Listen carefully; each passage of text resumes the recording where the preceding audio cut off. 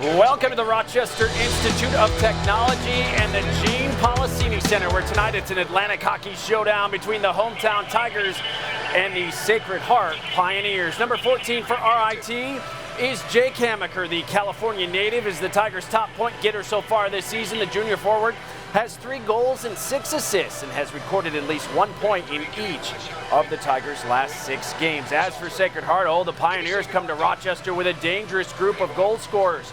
4 Pioneer forwards entered the night with 6 goals on the year, tied for the most in Atlantic hockey. Good evening, I'm Kevin Roach, and welcome to RIT SportsZone Pregame Live. Well, last weekend, the Tigers hosted a home-and-home series with throughway rival Niagara. The Purple Eagles escaped Rochester with 2 out of a possible 3 points last Friday night after scoring in double overtime. The Tigers traveled to Lewiston last Saturday evening, and things did not get started well for RIT because just 36 seconds in, Ben Soke for Niagara puts the Purple Eagles on the board, gives them a 1-0 lead. Again, under a minute into the game. It stayed that way until late in the second period. Jake Hamaker up the near side, centers it, and Jake Joffe is going to pick up his 2nd goal on the year. That goal would tie us at 1. Then under 2 to play in the second. Here come the Tigers again. Elijah Gonsalves is denied, but Nick Bruce is there for the putback. His first goal of the season. RIT had a 2-1 lead after 40 minutes of play. Late third period, Tigers would seal it. Nice move here by the freshman Caleb Moretz. Nets his 2nd on the season. Will Calverley added an empty netter for RIT, and they picked up 3 big points following a 4-1 victory. So the Tigers picked up 4 out of a possible 6 points against Niagara last weekend to improve to 4-0-2 in the league. Now RIT outshot the Purple Eagles 30-17. Both teams' power play units still trying to find their way this season. RIT went 0 for 2 on the man advantage, while Niagara was 0 for 3. With more on last Saturday's victory and a look at tonight's matchup, John DiTullio standing by live now with RIT head coach Wayne Wilson. Good evening, John. Good evening, Kevin. And Wayne, what's the big takeaway from last weekend's series with Niagara for you and your team? Well, we got points. We're moving forward still, and we got to continue to do that. Here, I think we got to be very, very sound defensively against Sacred Heart. Very gifted offensive team. Really like their forwards. They can really put points up on the board. We've got to get after their defensemen, get a lot of shots on their goalie, and play as much as we can in their end of the ice. But easier said than done. They'll flip the puck out and get their forwards going. For as well as you know them, they know you just as well. You have played a lot of hockey against each other the last 2 years. Yeah, I would expect the pace to be really quick right from the get-go of this game. Not much of a feeling out process. Not only do we know them as a team through video, but we know them kind of more on a personal level when certain guys have, over the last 2 years, been matched up against each other for quite a bit. So it'll be an interesting matchup, a little different feel to this game than other games, but it's 3 points nonetheless, and those 3 points are valuable. Putting the 3 freshmen together again, Wayne, what did you see from them last week? What do you want to see tonight? Well, we just, Caleb Moretz is normally a centerman, and we had him on the right wing, and we liked what he did there, but just wanted to tinker, get some other different people in the lineup. We got Joff in the lineup again for us, and but he's a right winger, so we had to move someone off the right wing or out of the lineup, and we decided to move Caleb there and take a look at what this freshman line can do together. They've all had good starts, and so we'll see again here as we continue to evaluate our own personnel and hope for the same type of results that we've been getting from them. You're not getting great results on the power play. Are you concerned? Do you like what you're generating, just not getting goals? It's a little bit of both. I think we've generated some really good opportunities. The puck's not going in as easily as it was early in the season, and maybe it was going in a little too easily for us early, and I think sometimes it's puck luck, but I think the things that we're looking at again tonight is, how much zone time are we getting? Are we moving the puck around? And then obviously it's one thing to have possession on the power play, but it's also getting, attacking the net with the puck and getting people to the net. And if we're able to do that and still come up empty-handed, I can live with that. If we're not generating the opportunities, then we've got to rethink things. Best of luck. That's Wayne Wilson, head coach of the RIT Tigers. Kevin, let's send it back to you. All right, John, thanks so much. Well, the Tigers and Pioneers have ended each other's seasons the last 2 years. Sacred Heart defeated RIT in first-round action 2 seasons ago, while last March the Tigers rallied to beat the Pioneers down in Connecticut to win the best-of-3 quarterfinal series. Now, Sacred Heart was out on the ice here at the Policini Center this morning. The Pioneers are currently 3rd in the conference, but while they're not on top of the standings, they lead virtually every statistical category. Sacred Heart has the league's top goal scorers, assist leader, and has scored more shorthanded and power play goals than anyone else in Atlantic hockey. There's no question we have a veteran team. We count on them heavily in all situations, 5-on-5 special teams, and they've done a really good job so far. You mentioned special teams, and that has been a strong point for this team so far. Yeah, we've done, we're really working hard on our PK. Obviously, your PK, when it's good, your goalie's good, and Josh has been really good in that area for us this year. And our power play was an area that we really wanted to work on. From last year to this year, and we've made good strides so far. I know it's early, and I mentioned that, but do you feel like this is Sacred Heart's time? This is your year, maybe? I mean, looking at our roster on paper, sure, it looks that way. We have a long way to go. There's a lot of work to be done, but we really like how this team is put together. I think we have a lot of elements. It remains to be seen.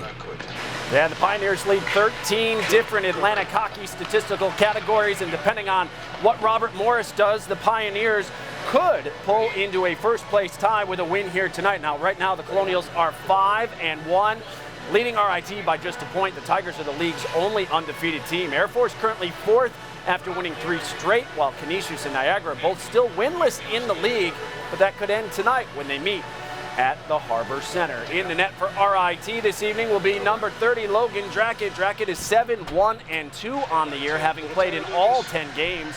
He currently holds a 1.69 goals against average and a save percentage of .943. On the other side, Sacred Heart will also go with number 30. Sophomore Josh Benson has started every game for the Pioneers this year, going 4-5-1. And he is a 2.57 goals against average. Well, still to come on the program, the RIT women's hockey team returned to the ice this afternoon against Dartmouth. Highlights are on the way. Plus, RIT remembers the late Christine Pierce-Brassey here tonight. We'll look back on number 12's remarkable accomplishments on and off the ice, despite facing one of life's greatest challenges. But first, number 8 for the Tigers is Will Calverley, the sophomore from Scarborough, Ontario, tied for the team lead in goals after scoring in each of the last 4 games. He'll join the program live next as our coverage of Tiger hockey rolls on from the Gene Policini Center at RIT. It's the Tigers and Pioneers. They're excited at 7:05 tonight. This is RIT Sports Zone Pregame Live.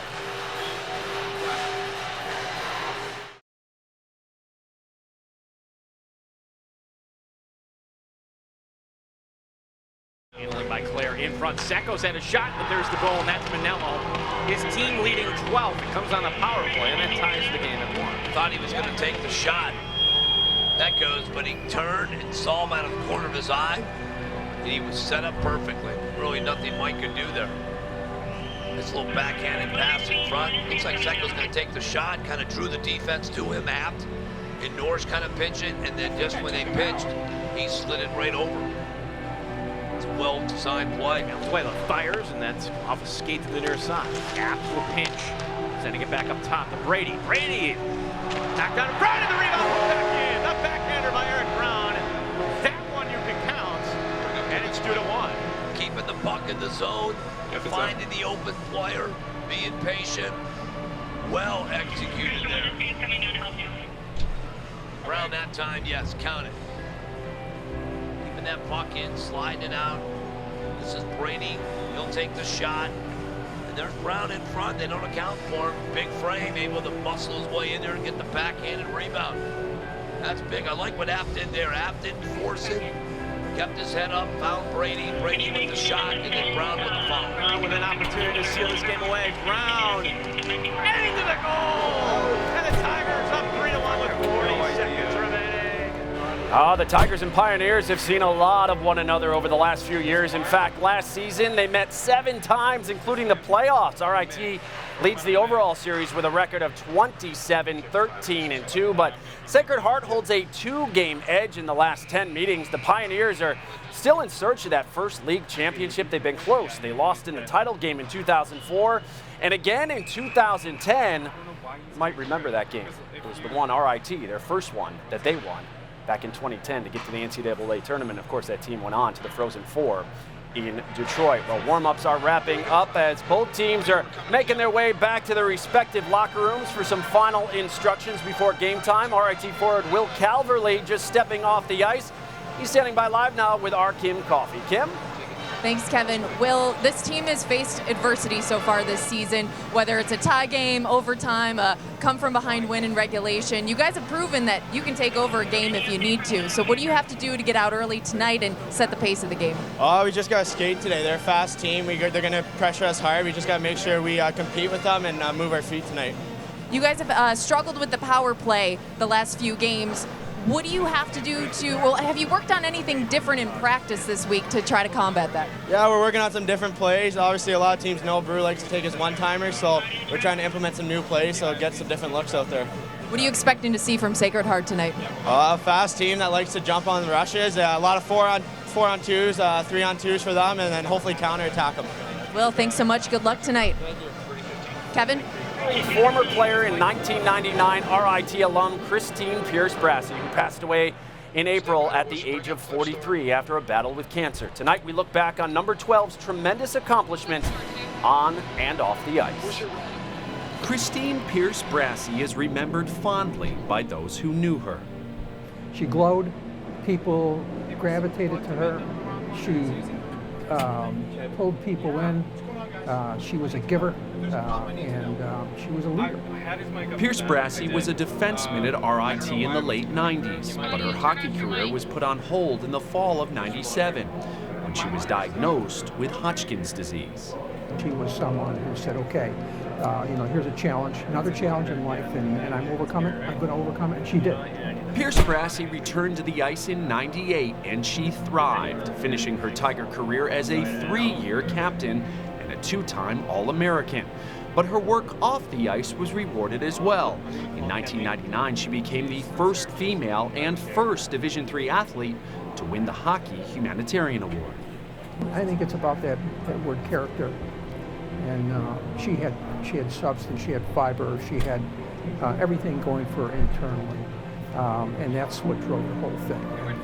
Her to be able to beat this disease, to be able to come back and then compete and play the way she did at a high level, and to win this award. Now you don't win the Hockey Humanitarian Award just for the good works off the ice. You have to be a player, and she was a player. She was an All-American, and that. I mean, we think about the Hockey Humanitarian Award as the big thing, but she was a multiple All-American as well, which speaks to her performance on the ice. Her number 12 was retired in 2000 and now permanently resides in the Policini Center. It's a tribute to one of RIT's finest on and off the ice. You just can't let those opportunities go by. You really have to stop and say, okay, how do we make something out of this?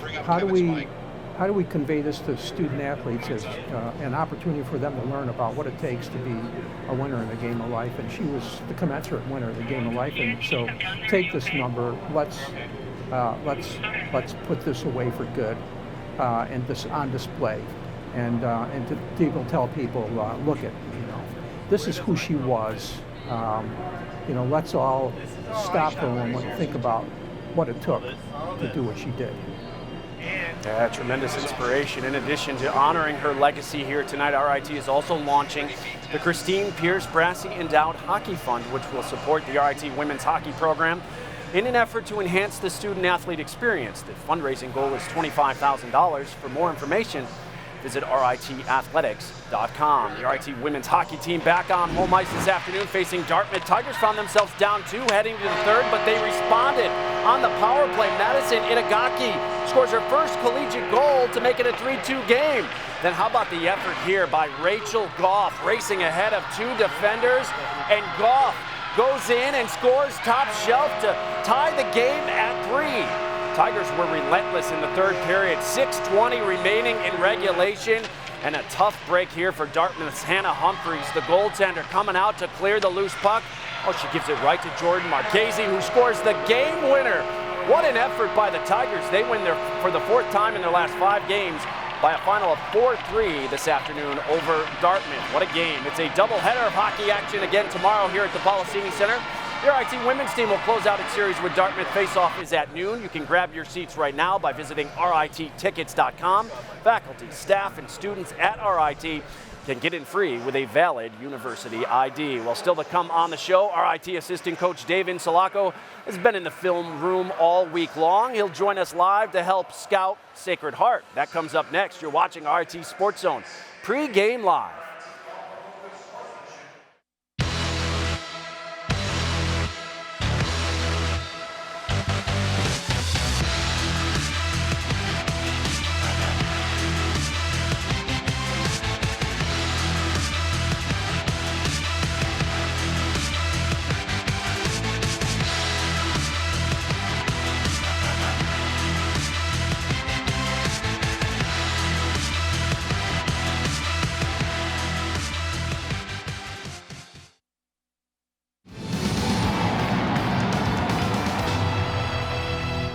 Tonight marks the first of only 2 regular season meetings between RIT and Sacred Heart as we welcome you back inside the Gene Policini Center where you're watching RIT Sports Zone Pre-Game Live, presented by Taylor the Builders. It is a busy night across college hockey, including the AHA, where 10 of the 11 teams are in action tonight. Air Force has the weekend off. Army, RIT's next opponent, is at Holy Cross. First place Robert Morris visits Bentley. AIC down in Erie at Mercyhurst, while the Battle of the Bridge rivalry renewed tonight between Canisius and Niagara. They face off at 7:35. Here tonight, you might say it's a big early season test for both RIT and Sacred Heart, as the Tigers and Pioneers are currently 2nd and 3rd in Atlantic hockey, separated by just 2 points. As we welcome in John and Gene, these teams have really gotten to know each other over the last few years. In fact, tonight marks the 13th time they faced off since February of 2018. Good evening, guys. Good evening, Kevin. Yeah, 4 regular season meetings last year, 3 playoff games. John, we're joined ringside by assistant coach Dave Insulaco. Dave, I would imagine you're pretty familiar with this opponent tonight you're facing. It didn't take long for us to, know what we were going to do in certain situations just based on the recent track record.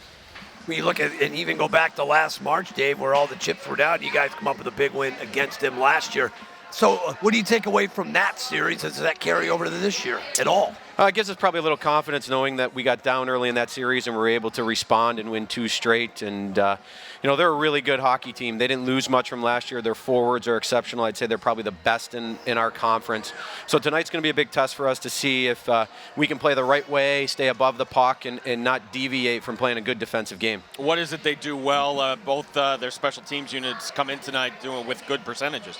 They have 2 really good power plays. It's the same look on both units, but they're just really good at going through their progressions and executing. So if you give them an inch, they'll take advantage of it. On their penalty kill standpoint, they like to get up and try to score and disrupt things on the forecheck. So we're going to need to be on high alert when going back for pucks, and we're going to need to move the puck quickly around their pressure for sure. Dave, how do you explain 0 for 23 for the power play for you guys in conference play? Our power play hasn't really been that poor per se. I know it doesn't show in the results. We've had a lot of zone time. We've had a lot of good looks. We just haven't gotten a lucky bounce here or there when we needed it. Hopefully tonight that changes for us and we get a couple on the power play. And finally, Dave, Josh Benson, we've seen him before. Give us a little scouting report on how do you get to this Sacred Heart goaltender tonight. He's a big kid. He moves pretty well. He struggles with his post-integration, so look for bad angle shots, but he's a very capable goaltender that, has the potential to be one of the best in our league. Dave, appreciate your time tonight. Go get him. Thank you. Dave Insulaco, assistant coach, tells me, John, that they're going to take shots from anywhere tonight. Just get something on goal. Even talking earlier with Wayne, he expects a lot of shots to be fired at both goalies tonight. I think I like RIT's chances because they have one of the best goalies in the league, but expect a lot of shots from both clubs tonight. So as we take a look at our players to watch tonight, we will start with RIT, and it's Adam Brubaker. 6 helpers on the season, John. A good offense starts at the blue line, so Adam Brubaker, certainly a big big component of this RIT team. And he's the Iron Man. He's not missed a game since he's been here at RIT. 122 games. He's the Brett Favre of RIT. You know I was going to sneak that in there. And he's third on the team currently in points. Now, the number 2, that would be Steve Christie, right? Or if you're going for the Bills standpoint? I could go Christie. How about Flutie? Yeah. North of the border, absolutely. All right, so for Sacred Heart tonight, our player to watch, we're going to go with Austin McElmurray. 33 career goals. We've seen this guy once or twice. Kid's incredible. Feels like he's been here about 7 years. He has 5 power play goals. So when they do get on the man advantage, keep an eye on number 25, dynamic two-way player. Yeah, the Tigers are going to have to mind their P's and Q's as far as staying out of the box tonight. John, what are some of the keys? Well, we were talking earlier with Wayne. Last week they went with the 3 freshmen together, and they've got 8 goals combined with Andrew Rinaldi, Caleb Moritz, and Elijah Gonzalez. That's a great line. It's the third line. Keep an eye on them. And we just talked with David Salako, the power outage. Something's got to give with their power play. 0 for 23 in conference play, 1 for the last 26. And again, familiar foes. As Kevin just mentioned, 13 times they're going to meet now in the last 2 years. They have faced each other. They know each other extremely well. We do expect a lot of shots on goal. I do like the Tigers tonight because they have number 30 between the pipes. Yeah, these two schools, quite a distance between the two, Kevin, but you can say, based on the number of times we played each other, it's a rivalry game here this weekend. Absolutely, guys. Looking forward to it. See you at the top of the hour. Well, we're closing in on face-off. You can hear it behind me here at the Policini Center. Tigers and Pioneers about to hit the ice. We'll wrap things up from here when we come back. You're watching RIT Sports Zone pregame live.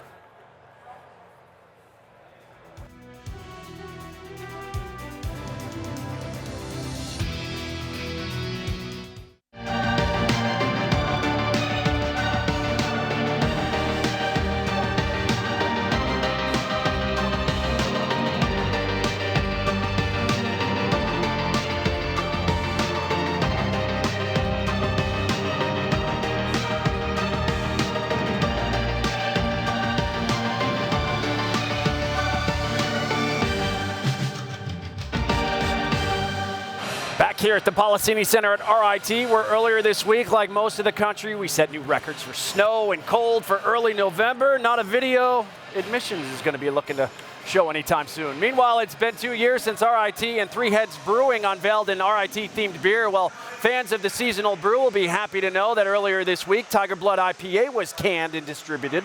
It is available here at the Policini Center and retail stores throughout the area. RIT, the first school in our region to have a themed beer, and the label on the can featuring the Brick City was created by an RIT grad. Hey, just a reminder, tomorrow following the game, the RIT men's hockey team will host its annual Skate with the Tigers event. Fans are encouraged to bring their own skates, but limited rentals will once again be available here at the Policini Center. Our coverage of tomorrow night's series finale between the Tigers and Pioneers kicks off early, 4:30. Make sure you're with us for RIT Sports Zone pregame live, presented by Taylor the Builders, followed by Face-Off at 5:05. And if you don't have your tickets for tomorrow night, oh, there's still time. You can grab seats for as low as $6 by calling or visiting the Policini Center box office, or go online right now to RITtickets.com. Well, that's going to do it for another edition of Pregame Live. Thanks so much for watching. Up next, John and Gene will have all the action for you, and we'll see you back here for the intermission report. Until then, enjoy the game. RIT Sports Zone Live begins now.